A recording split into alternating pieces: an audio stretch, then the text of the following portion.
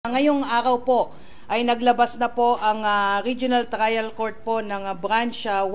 po ng Capas Tarlac ng warrant of arrest against po kay Alice Guo. Kung matatandaan po ninyo, pagkatapos po nung ma-raid po yung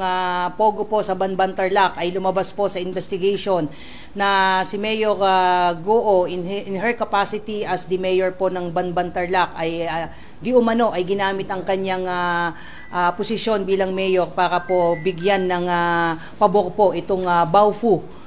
Lahat po ng mga lisensya at permit po sa kanya sa pamamagitan po ng kanyang koneksyon dito, allegedly dito po sa Baofu, ay ginamit po yung kanyang poder para po mabigyan po ng lahat po ng privileges ito pong Baofu. At nagsampa po immediately after po ng investigation, no less than the DILG po sa pangunguna po ni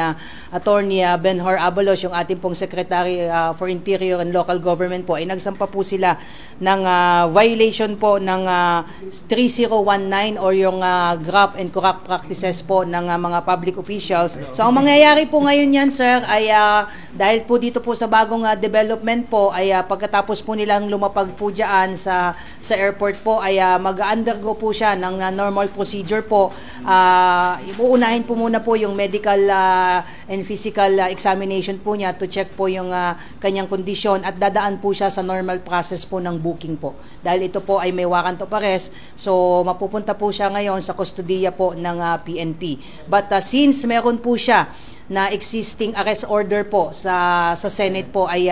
i-turn over po siya doon for purposes para po mag-appear siya doon po sa mga succeeding hearing. Since ito naman pong kaso po na ito ay bailable naman po, so kung makakapag-bail po sila because of this case po ay karapatan naman po nila yon. But just the same, ito-turn over po pa rin po siya doon po sa kustodiya po ng Senate dahil yun po ay mayroon pong arrest order po para po siya maka-appear sa mga succeeding